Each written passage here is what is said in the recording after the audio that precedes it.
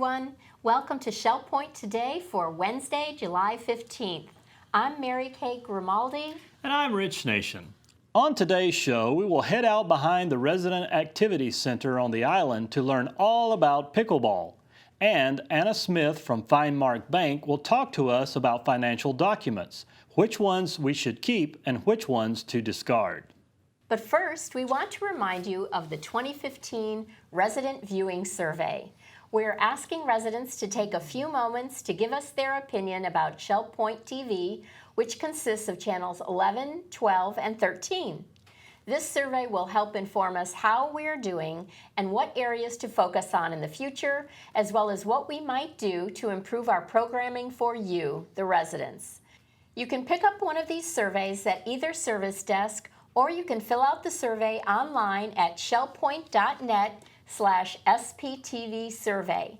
Please note that we're asking for only one survey per household to be completed by July 31st. On Saturday is a trip to the exhibit at the Southwest Florida Museum of History. Believe it or not, Florida has a long blues musical tradition.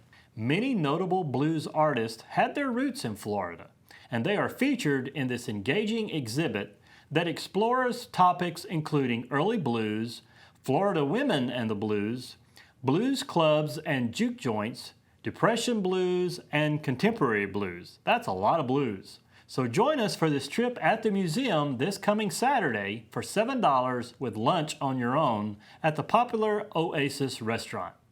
Court pickups begin on the island at 9 a.m. If you take a stroll behind the Resident Activity Center on the island on Tuesdays and Saturday mornings, you'll find a group of residents swatting a ball back and forth over a net. Upon first glance, you might think that they're playing tennis, but a closer investigation reveals something a little different. It's called pickleball. And while the special ball used in the game is not made from a vegetable, it does allow for playing on a smaller court than tennis, as the ball travels less distance and at a slower speed. Our cameras caught up with residents on the court recently to learn more about this fun game. It's great exercise, and perhaps after watching the story, you'll want to give it a try.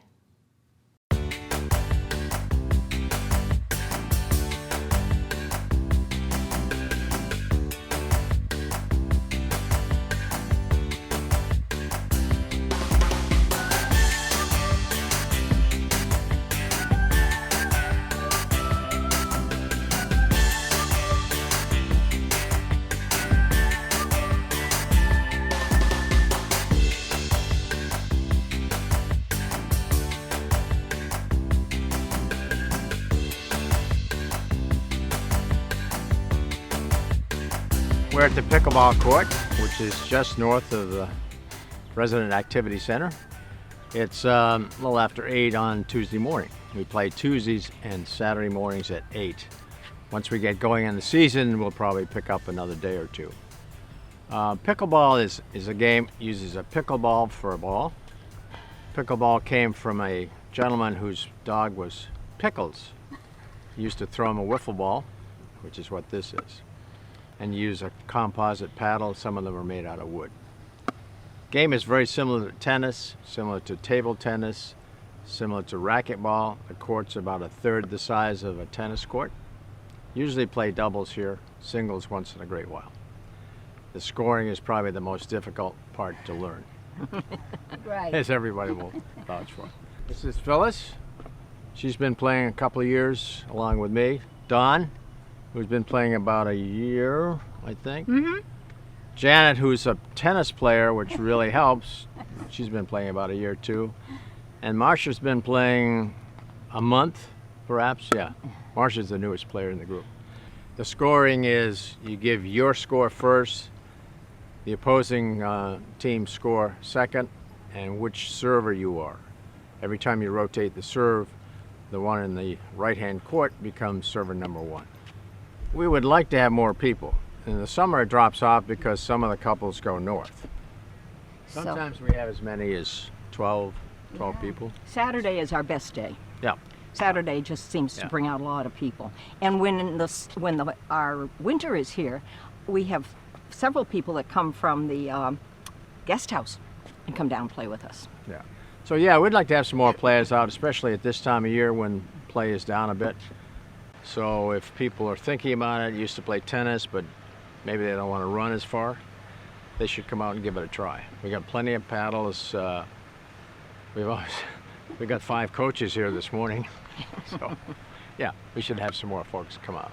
Yeah, that was one of the things I wanted to bring up. Many people mentioned to me, "Oh, you play pickleball. It sounds so fun." It is fun, but I don't think I could do it. They go, just come and play. And Jerry, Phyllis, and Janet, Marcia are great coaches. I attest that for the amount of time they've spent with me, trying to get me to hit the ball. So don't be afraid to come and try. Nobody does anything but have fun. Yeah, and Good point. we usually head for the Island Cafe afterwards and have breakfast. That's right. It is truly an aerobic exercise, really. By the time you're done, well, you can see I just finished playing, and Dawn just finished playing, where we look like we came from the shower. I mean, if I haven't lost a couple of pounds, I'm going to be really disappointed. I wanted to also mention that you don't have to buy the equipment initially. We have equipment here at Shell Point in the little house, and they're nice enough paddles. The one thing that Jerry and Phyllis mentioned to me, which I did follow through on, is getting court shoes, because walking shoes or aerobic shoes are really not appropriate for this much, movement. Love to have some folks come out and give it a try.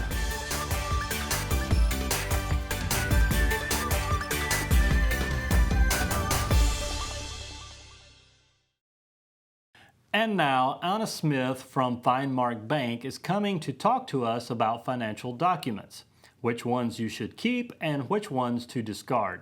Here's Anna with a FineMark Minute.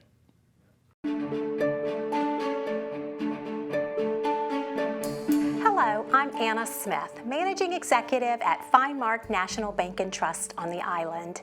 In today's FineMark Minute, we are talking about your financial documents and how long you actually need to keep them.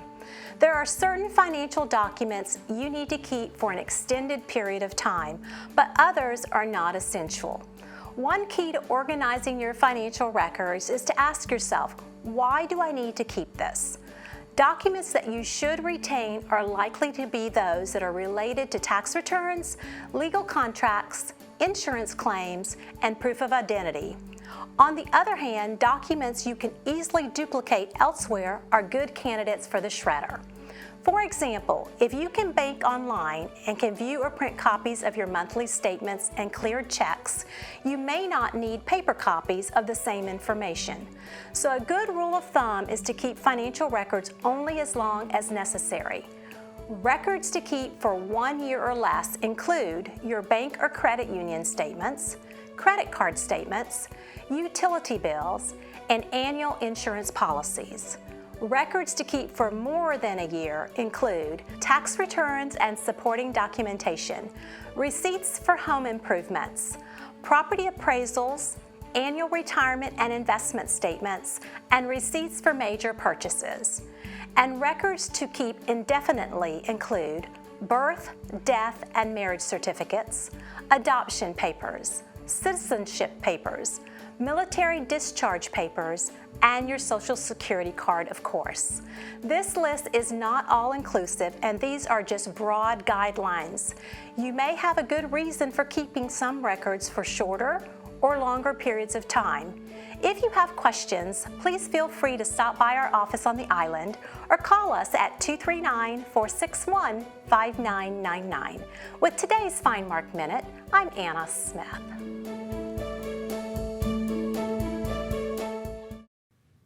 And now it's time to cover all of today's happenings, academy news, menus, and village church connections. Hi everyone, welcome to the happenings segment of Shell Point TV. I'm Bev Chandley and this is Caitlin Van Scoy, and we're going to tell you about the activities we offer for you here today at Shell Point. We're going to start with Lily & Company Jewelers here for their weekly service at the Resident Activity Center. She'll be here at 8:45. Jurassic Travel will be here from 9 till noon, and she'll be in the egret room on the island. The men's round robin doubles tennis will be going on at 9 o'clock. At 9 o'clock, we have the watercolor group with Phil Hilton. That'll be down in the art studio in the tunnel. The card making and scrapbooking group will be in the Tarpon room at 9:15. And we have a trip to North Fort Myers at 9:15. We start our court pickups on the island. It's lunch at Rosie Tomorrow's at Heritage Farm and music by Dan Tudor. The island, like I said, is 9:15 court pickups begin, 9:25 for the Woodlands, and 9:35 for Eagles Preserve and the estuary. That's currently full. At 10 o'clock, we have FineMark Roundtable. That's in the Social Center. And at 10:15, those model yachts will be sailing at the Woodland Commons Lake. 10:15, the Women's Ministries Global Outreach will be at the Village Church. And the neuropathy group will be in the Oak Room of the Woodlands at 11 o'clock. At 11:30, we have a Health Connections class, Agility and Flexibility for Everyday Life, Session A. That's at the Health Club. It's currently full. That concludes the morning. Here's Caitlin to continue with the afternoon lineup. Well, thanks, Bev.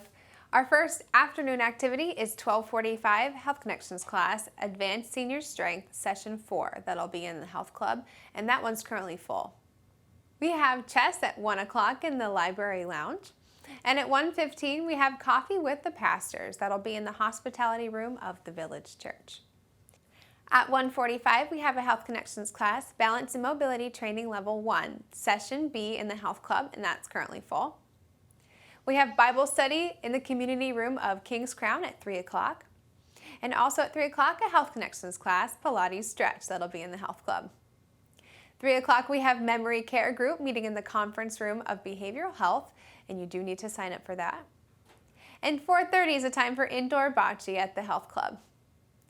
5 o'clock, the singles table is available at the Crystal Dining Room. And our last Wednesday activity is 7:15 Prayer and Praise at the Village Church. Thank you so much for joining us today. We'll see you right back here tomorrow. Hi, I'm Terry Kolod with your Academy information for Wednesday. At 10 o'clock, we have Coffee with a Neighbor, Introduction to Hot Air Ballooning in the Grand Cypress Room at the Woodlands, and a ticket is required. At 1 o'clock, Intermediate Bridge continues in the Game Room of the Woodlands. And at 3 o'clock, our Internet Prep School continues in the Computer Center at the Woodlands. I'd like to just remind everybody interested in the Pavilion Auxiliary that we have a box on the last page of the weekly reminder with all of our current information. Menus for Wednesday. In the Crystal Room, the Crystal Platter is broccoli and ham quiche with fried green beans and a cucumber salad. And the soup of the day is chicken Florentine. In the Island Cafe for lunch, the special is a roast beef panini with peppers, onions, and fries for $7.75. The dinner special is fried shrimp for $8.75. Dinner specials in the Palm Grill on Wednesday are fried shrimp for $14.95 or baked ham for $12.95. All menus are available 24 hours a day at www.shellpoint.net. Welcome to Village Church Connections. I'm David Pavey. I grew up in England, the first of 4 children, living in a large house with my own bedroom, which I greatly enjoyed, especially during my teens. My room was my castle, my own little private space. There I would read in peace. I would do my homework and admire the large map of Florida on the wall. Seriously, Florida. There my parents would comfort me when I was sick. It was my room. Sometimes, for fun, I would take a mirror to the window and reflect the sun into the eyes of the people across the street at the bus stop. I'm not proud of that, of course, not anymore. But the point is that I was secure in my room, and there was nothing that people could do to retaliate. But when I turned 18, I moved a steamer trunk into my room, announcing to my parents that I would soon leave England to attend Bible college in Chicago. As I packed the trunk with my clothes and my little treasures, I wondered if I would ever return to my room, sensing this would be the end of this very happy period in my life. My parents swallowed hard, but kindly let me follow my dream, comforted in the knowledge that I aspired to missionary service someday. So just after my 19th birthday, I left my room, my home, my family, my country, with deep emotion. On May the 2nd, 1957, as the Queen Mary pulled slowly away from the dock in Southampton, I waved to my family until my arms were ready to drop off. Sometime later, having completed my studies in Chicago, I was living temporarily with friends on Long Island, struggling with a decision that I knew would affect the rest of my life. Should I return to my comfort zone in England? Or should I pursue university education in the United States? My head told me one thing, my heart told me another. On my 21st birthday, my parents called me on the phone, a rare and expensive treat in those pre-texting, pre-email, pre-Skype, and pre-FaceTime days. I hadn't heard their voices for many months, so the call touched me deeply. It was a very emotional moment. At 21, I was no longer a boy, I was a man after all. But I still miss my parents and my siblings terribly, and I loved them dearly. What should I do? During the phone call, I shared the dilemma with my parents. They had set a wonderful example for me, but were careful to let me make my own decisions. Suddenly, however, my mother broke with the tradition, and she uttered those words I shall never forget. "Why don't you come home, dear? Your room is ready." That was all I needed. My room was ready. The thought of my parents lovingly preparing my room for my eventual return tore me apart. Fresh paint, clean sheets. My room was prepared, ready, and waiting. But I didn't go back. In the Gospel of John, chapter 14, Jesus said, "I am going to prepare a place for you. And when everything is ready, I will come and get you, so that you will always be with me where I am." Now there's a promise for all of us who are Christ followers. Jesus is preparing a room for us. And one day soon he'll come back and say, in effect, "Why don't you come home, dear? Your room is ready." Next time I'm going. And thank you for tuning in to Village Church Connections. Thanks for joining us for today's program. On tomorrow's show, Mary Moore from the Legacy Foundation will talk about how you can have peace of mind. And Gary Keating will be back to give us another golfing tip as well as a fit tip from Heather Batty and Melody Broad. Until then, this is Shell Point Today for Wednesday, July 15th. I'm Rich Nation. And I'm Mary Kay Grimaldi. On behalf of all of us here at Shell Point TV, we wish you a wonderful rest of your day, and we'll see you again here tomorrow.